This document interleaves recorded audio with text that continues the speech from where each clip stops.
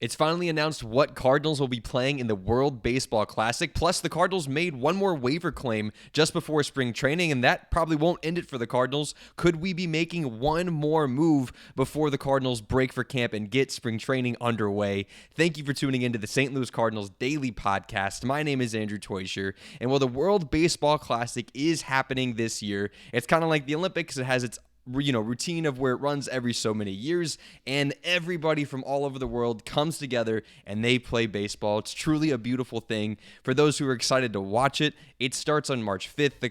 The USA team looks phenomenal. Tariq Skubal, Aaron Judge, Paul Skeens. It sounds absolutely electric going into the season. Hopefully they can take down Japan, which they weren't able to do last time. There'll be less Cardinals on this USA team, as I'm about to get into, but there's actually 0 Cardinals on the USA team, but there will be 10 Cardinals playing in the World Baseball Classic again. A lot of names you might be hearing for the first time as they are buried in our minor league system. You'll notice a lot of teams when it comes to the World Baseball Classic. If you're not Japan, the USA, or like the DR, a lot of these guys are minor leaguers, some of them amateurs, some of them major leaguers who have since retired, and you're like, oh yeah, that guy still exists. I get that every single time we still see Didi Gregorius. This is the second World Baseball Classic he's been in since he's been out of the league, which is just carrying on. I love it. Guys representing their country. It's an incredible baseball watching experience, and we all get it before the season gets underway. March is going to be an excellent sports month for those who also love March Madness.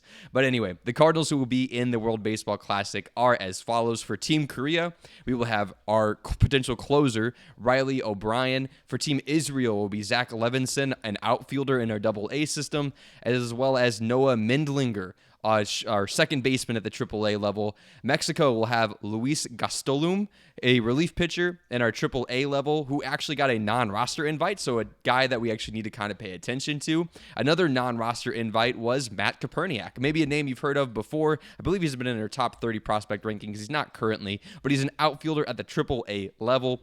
And for Team Italy, a name we all know, a couple names, Gordon Graceffo will be playing for Team Italy, as well as Thomas Saggese. So a couple Cardinals get to go know each other a little bit better, playing for their countries. For Puerto Rico, we will have Brian Torres, who's our second baseman at the AAA level. And lastly, Team Panama has some more familiar names. Leo Bernal, a guy who's been not had major league experience yet, will get to go have some awesome experience playing for Panama. Hopefully a couple of guys you can learn from there, including another Cardinal catcher, Ivan Herrera. Whether he'll be playing catcher for them or DH or maybe even some first base, couldn't tell you. Not much has been known. I've not done much deep diving into Team Panama, but both of those guys will be playing for Team Panama, and it's ironic because that could be the Cardinals 1-2 duo playing next year, maybe even this year for the St. Louis Cardinals. So really cool that those guys get to spend a lot of time together, but that's it.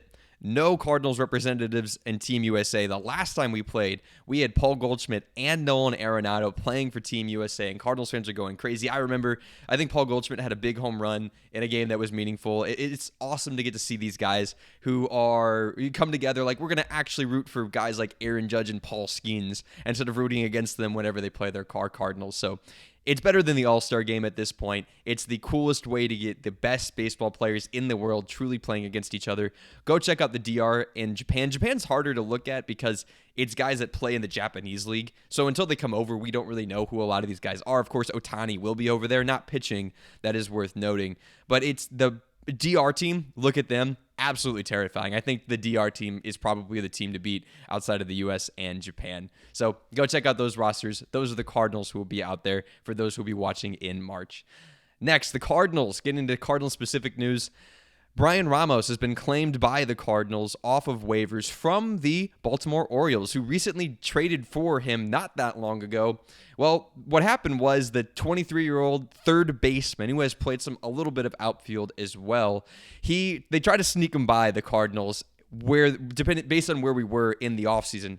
With spring training right around the corner, most teams already have their 40-man roster set, or it's set enough to where they're not willing to add any other players. They're trying to cut down. They're not trying to add any more guys onto their team. They are pretty set with what they're going to do for spring training. They've already told guys where they're going to go, so they're not trying to change that. Well, the St. Louis Cardinals happen to have a roster spot open up on the 40-man roster, and he filled the spot. That's because we traded away Brendan Donovan off of our 40-man. So the Orioles like this guy. They traded for him for a reason. It was just cash considerations. This isn't some big-time, game-changing signing for the Cardinals, but it was definitely a guy that the Orioles wanted to keep. They acquired him, and they have a deep roster. So I think it's worthwhile that the Cardinals did this, and they were one of the teams uniquely in position to actually get this done. So good job, Chaim Bloom, paying attention to those waivers transactions going through.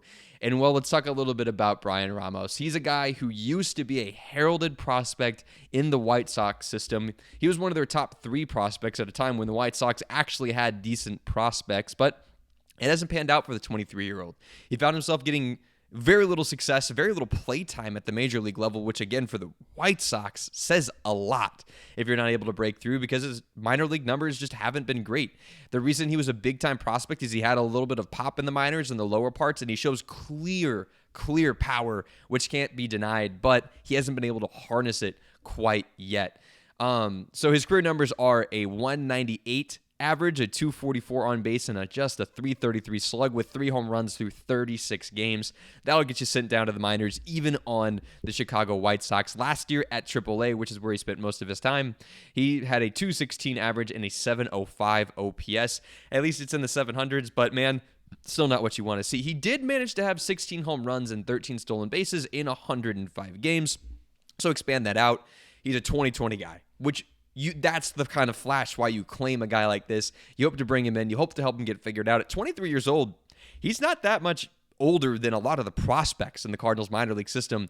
Shoot, we just claimed another guy who was 30, who is still in the minor league system for the Cardinals, being Bly Madris. So this is a young buck compared to especially Bly, but this is a great option for the Cardinals, I think, to, throw him on there. It costs us nothing. I mean, just the minimum salary, whatever we'll have to pay him, because we already moved a guy off the roster.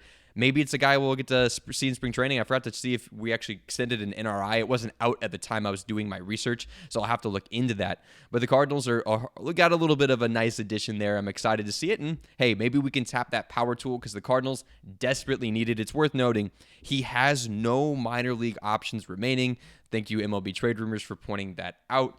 So if he makes the big league roster, he has to stay. That's basically it, or he has to go through the waiver system again, and the Cardinals were happy to claim him. I'd imagine the Orioles might just try to snatch him right back if they need to. So it's worth watching to see what the Cardinals do if they end up making him make the roster out of spring. I'd assume he would be, he's on the 40-man, so he will be there in spring. So let's see what we get out of him.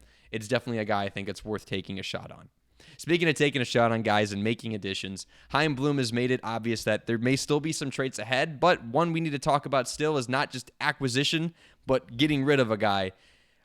So Jojo Romero is still on the St. Louis Cardinals, and he's a relief pitcher who Matt Holliday on his podcast came out and say, and I'm in full agreement, is you need to capitalize on relief pitchers after having big seasons, especially when you're in a spot like the St. Louis Cardinals are. If we were a contender, totally different.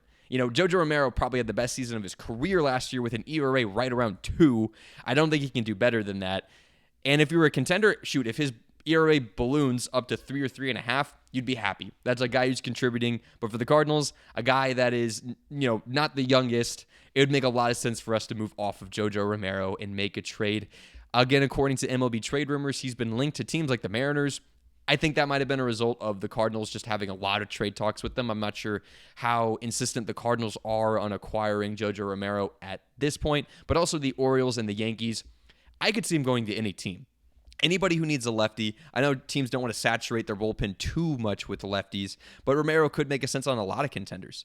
A quote from MLB Trade Rumors said, Romero could have particular value to a team like the Yankees or the Twins that was known to be in the market for relief help but didn't end up landing a coveted high-leverage arm. So even if a team isn't closely linked to Jojo Romero, because let's face it, no one's closely tracking the Jojo Romero trade market. The Cardinals are even down a couple of beat writers. Sorry to hear John Denton, for instance, and Katie Wu moved on. The Cardinals aren't getting a lot of coverage, so there might be more Jojo Romero talk being done that we just don't even know about. But Jojo Romero would make a lot of sense for us to move on. I think it's worthwhile waiting to the trade deadline if we don't get anything we want. I don't see Romero. I see Romero being very consistent like he has been for the Cardinals. So if we move him at the deadline, even if he has a slightly worse season, again, it's at 3.5 ERA.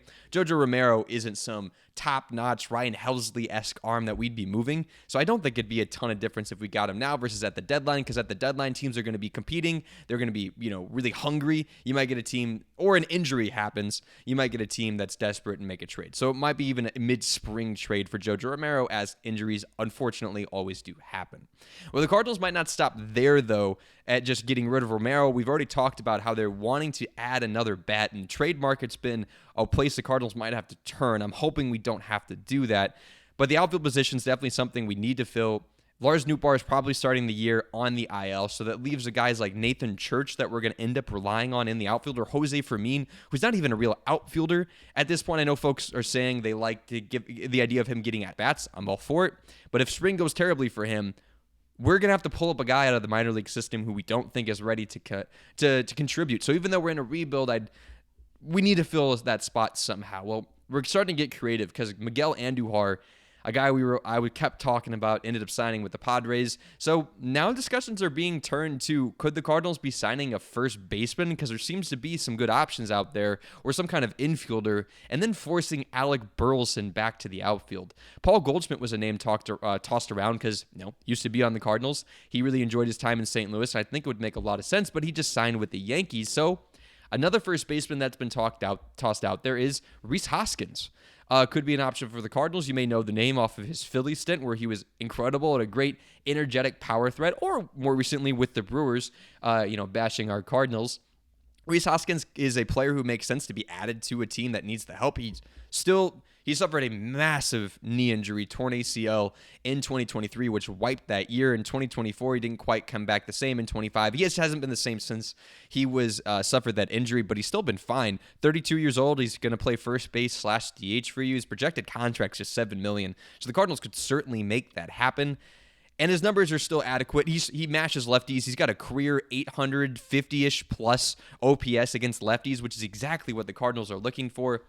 My issue after seeing that name is we can't risk anything this year that will hurt the future, which is exactly why the Cardinals would want to sign a bat to help fill the outfield gap so that we don't have to rush anyone up to the major league level when they're not ready for it. I know we're not going to rush a guy like Ty Pete up, but all of a sudden, like next year, if we still haven't found a replacement, that's when you start doing silly things like that. That's just an example. I'm not saying Ty Pete specifically, but you guys know what I'm saying. We don't want to rush any prospects up, so we need to fill this spot.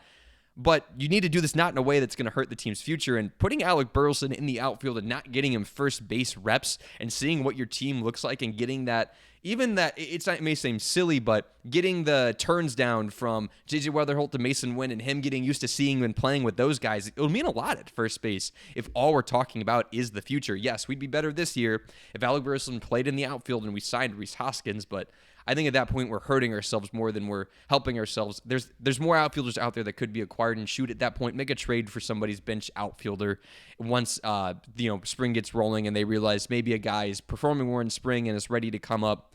I just don't want to see us add anyone that would have to force Alec Burleson off of first base. Also, Big Biscuit, we love you. I don't want to see you flopping around in the outfield. You're a great hitter, but don't run around the outfield. You look like a beer leaguer out there, and a really good one, a really, really good beer leaguer, but we don't want to see out there much more than we have to. Thanks for tuning into the St. Louis Cardinals Daily Podcast. Let me know what you guys think in the comment section. Do you want us to add Rhys Hoskins? Do you think that would make sense? Do you think we do end up moving Jojo Romero? What do you think of the Bryan Ramos moves? He's a sleek move. Maybe he could be someone who contributes. He plays left field. Maybe he's the guy who fills that spot. Or is it Nelson Velasquez? Let me know what you guys think. And if you'll be watching the World Baseball Classic, it's one of my favorite things to watch on TV. But again, thanks for tuning into the podcast. Again, my name is Andrew Torture. Hit the subscribe button if you guys like what you're seeing. We're trying to get to 1,000 subscriptions before the start of the season. So we just got spring training at this point. I appreciate you guys tuning in. Let's go Birds.